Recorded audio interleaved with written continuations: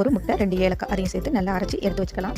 இன்னொரு பவுலில் 1 கப்பு மைதா, 1/2 கப்பு ரவை, 1/4 கப்பு அரிசி மாவு, ஒரு பிஞ்சு சால்ட்டு, ஒரு பிஞ்சு பேக்கிங் சோடா அதையும் சேர்த்து நல்லா மிக்ஸ் பண்ணிவிட்டு நம்ம அரைச்சி வச்சுருக்கிற அந்த முட்டை, சீனி அதையும் இது கூடவே சேர்த்து நல்லா கிளறி எடுத்துக்கலாம்.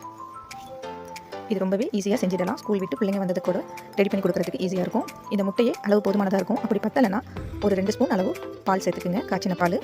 அதையும் சேர்த்து நல்லா கிளறி இந்த மாதிரி பிசைஞ்சு விடுங்க. கையில் முதல்ல ஒட்டுற மாதிரி தான் இருக்கும். இது வாசனைக்காக ஒரே 1 ஸ்பூன் அளவு நான் நெய் சேர்த்துக்கிறேன். கடைகளில் நெய் சேர்க்க மாட்டாங்க, சேர்த்தா வாசனையாக இருக்கும். உங்களுக்கு விருப்பம் இருந்தால் நெய் சேர்த்து பிசைஞ்சிக்கிங்க.